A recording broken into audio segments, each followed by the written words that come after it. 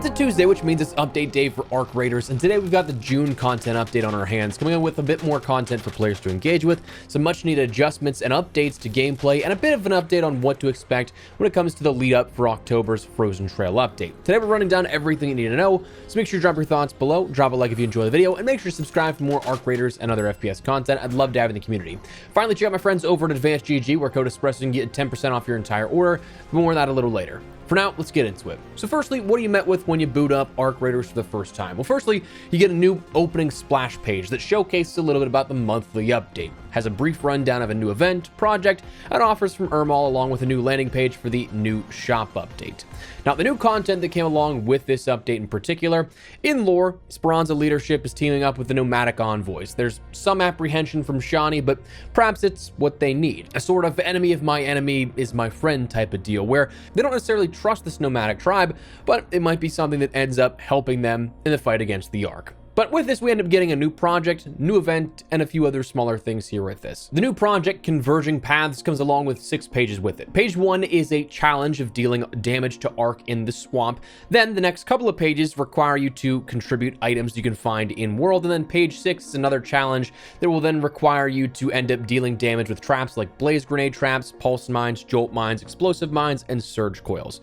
Now, page 2 to 5 requires things like train models, vintage steering wheels, air fresheners and arc thermo lining, sextants, equatorial sundials, metal brackets and arc performance steel, tellurians, an elephant obelisk, light bulbs and arc coolant, and colorful shoes along with synthetic resin in varying degrees there. So a lot of those things you might not have actually recognized in terms of what you've found around the world before. It's because there's a lot of new items, including the train model, vintage steering wheel, sextant, equatorial sundial, tellurion, elephant obelisk, and multiple levels of colorful shoes. Those, again, being required for the project, but also can end up boosting your progress in the new event of the Forgotten Relics. This working like all other events in recent memory, going off of merits, where you can gain that for simply playing the game, but those new special items we just listed, all of those end up offering up varying levels of additional merits. They all count for more. They're bonus merits that will speed things along. The only thing you have to do is to extract with those. What you do after that is up to you. You can sell them, bank them, and contribute to the project, or hold them to spruce up your Raider Den. It's entirely up to you, but you just have to extract them to get that bonus yield of merits. We have 3,150 merits as the main track of rewards here, 21 rewards throughout that event, including new incremental pieces for a new Raider set, some Raider tokens, other cosmetics, and things like that. All of this being a very passive addition, in my opinion, not necessarily something that, like a project, you need to consciously go for and make sure you're saving specific items for, but you have both that new project and the new event, both of these lasting for another 41 days and a few hours in change, going until July 27th. Now, that was the new content in terms of like the seasonal stuff. The other things added today are a bit more regulated, so like a new shop update was something that was added in. This one's a little bit different because unlike others that it's based off Raider tokens, this one is kind of like your seasonal starter pack per se. This one costs 20 real dollars, not the equivalent in Raider tokens, that comes with a Reaver outfit with a few color options and honestly a decent number of toggleable items for that outfit, a new face paint, backpack, and charm, along with 2,400 Raider tokens. I don't care too much for a lot of the shop stuff within this game, but I will say that at least like this, you get a little bit more bang for your buck because these types of bundles, the $20 would cover that 2,400 Raider tokens. So the actual cosmetics are essentially free when it comes to these types of bundles. So that was added. Probably still won't necessarily pick that up, but it is definitely something that I think is worth a little more than some of the other shop updates we've seen. Ermal ended up getting another offering update here at this one, and this one doesn't have as many like consequential or big ticket items, but this time around it's also perhaps semi-refreshing as a change of pace. Obviously, I'm all for those big ticket items, but like this week we actually have a handful of things that are for those items you'd never otherwise pick up. Like a number plate to trade, the bloated tuna cans. Sure, rewards definitely could be better, but I'm all for finding a balance where things actually get put to use that are otherwise useless.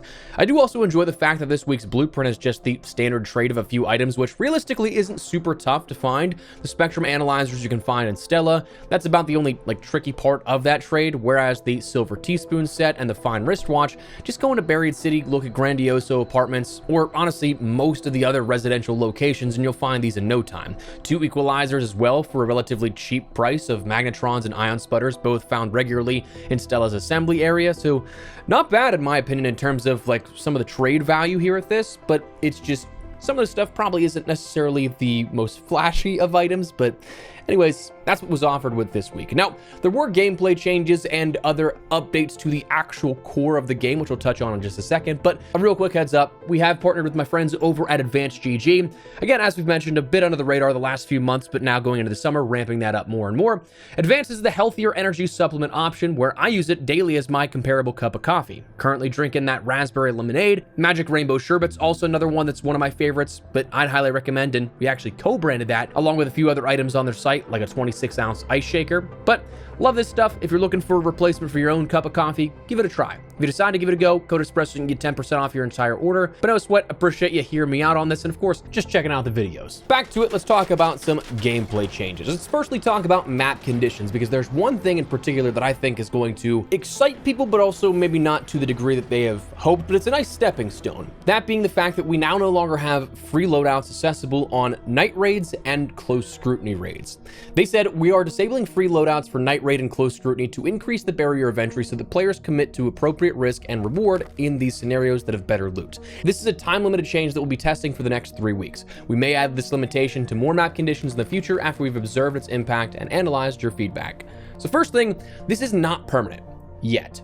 If you enjoy this, let it be known. Go on socials, go on where you can give feedback, and if you don't, also do the same thing. Let it be known. This appears to be like the first step towards a loot floor of sorts, but not quite necessarily perfectly there, because things like going in completely naked, having absolutely nothing on your person still counts as a custom loadout.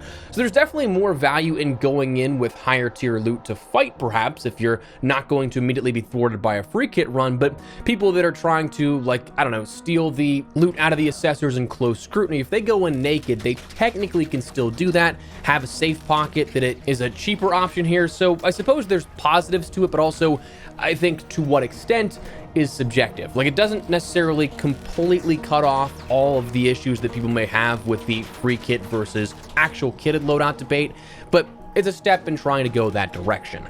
Map condition countdowns were also adjusted, where the in-game countdowns for map conditions will now only be visible for 60 minutes before the conditions go live. So this means that you won't be seeing those things like an hour and a half to 2 hours, 3 hours, or whatever it is. I admittedly haven't played a ton in the last 2 weeks, but I have also seen recently people saying like they'd see things 8 hours in advance. Obviously, it doesn't seem like that was intended, but this is going to be a bit more restricted by comparison to what we had been seeing.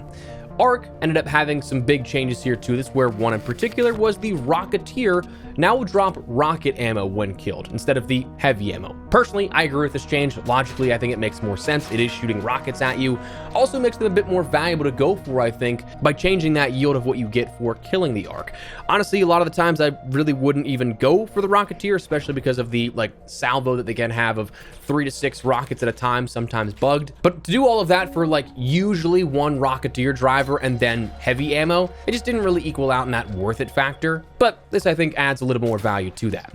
Audio saw some adjustments here that I think are actually quite important. Firstly, one of the big ones that probably was bothering people was the announcements now properly play when calling for the extract. Before this update, it was something that the last month it was all sped up, so you'd end up hearing the safe travels back to Speranza sort of thing they gave you before the train car or elevator even got there, versus that was the last thing you're supposed to hear before making it back out of raid. So that was fixed. They fixed the barricade kit not playing audio when being dismantled, which can affect things like PvP, offering a bit more stealth where there shouldn't be. They improved the audio cues for raider caches to make them easier to find, which I am definitely all for. If you've been around the streams here at all this air quote season since the last expedition, you'll know that raider caches have been the bane of my existence, searching for the things like heavy gun parts and the blueprints for those. So to now have better audio to discern where those are in either both the Hurricane or the regular, all for that.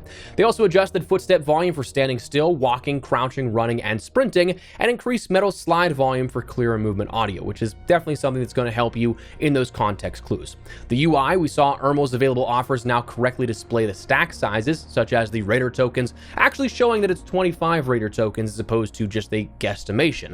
And they also added input shortcuts to the inventory for the actions of sell, recycle, repair, salvage, and drop. Now, ultimately, there is a little more that we can can talk about here. We'll have that all floating on screen here for you guys, going through the full patch notes just to run down everything, because as with all patch notes, there's a lot of things that are fixed, adjusted, and whatever you want to call it that honestly you and I probably have never heard of, but just for the sake of being clear, thorough, everything that you should see is on screen right now. But they did mention a little bit more in relation to a couple of other different topics. Number one, the cheating and the anti-cheat issue, but also the road ahead to October's Frozen Trails update. Let's start out with the anti-cheat. They said, as part of our ongoing efforts against unfair play, we're continuing to expand Denuvo anti-cheat to more players. We're pleased with the progress so far and expect further improvement as we scale up. In addition, we've been focused on addressing item duplication and taking strict measures against those involved. This means carefully detecting incidents, addressing them directly, and building safeguards to prevent them from happening in the future. It's detailed, methodical work, and we truly appreciate your patience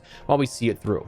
We've also introduced a new inbox message to let you know we've taken action against the player you reported. Going forward, you can expect to receive two kinds of messages, depending on the situation.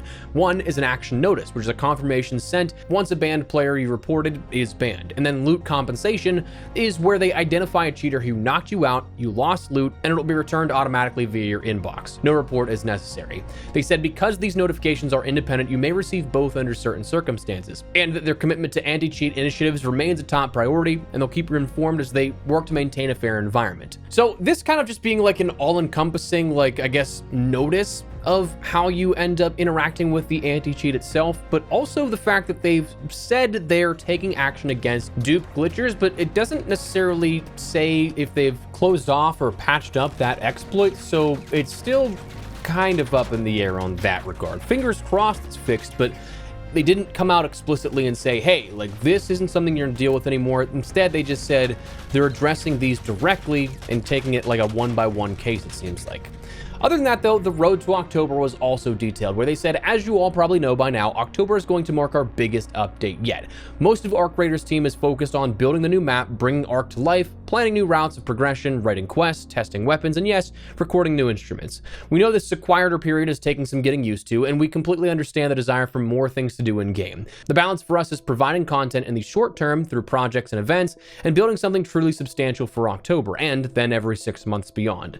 Because of the way we now distinguish live updates and content updates, we're able to create a genuinely exciting experience for the fall. Additionally, our dedicated live service team is able to react to more issues, bugs, and better test balance changes in the game, which will continue to improve the overall health of Arc Raiders. Please continue to leave feedback and share your suggestions. We're constantly adapting and always looking to improve. We have more things coming throughout the summer and in the run-up to Frozen Trail. The work is far from over. So this one doesn't provide a whole ton of clarity in terms of like what is brand new to the equation, but more so, again, I think tempering expectations for what we have now through October.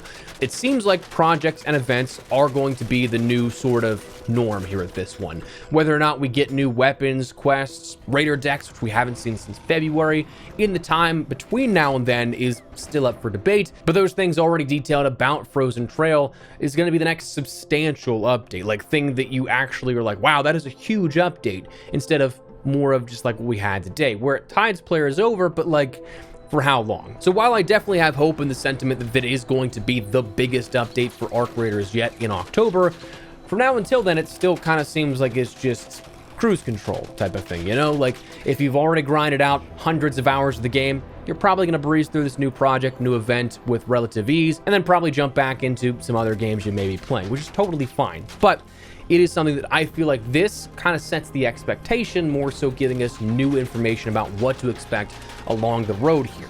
So that said, that is the update, the June content update that we've had as of today. Let me know your thoughts down below. What do you think of this update? Do you like what we had added in terms of the new project, the new event, and everything in between? Let me know your thoughts. But if you guys enjoyed the video, you found it at all insightful, do me a favor and drop a like on it. And of course, if you are new to the channel, make sure you subscribe so you don't miss a single thing regarding all things Arc Raiders and even more FPS content. A lot of stuff upcoming here in the next couple of months. I'd love to have in the community, but for now, thanks so much for watching. Modest Espresso. I'll see you later. Take care and peace.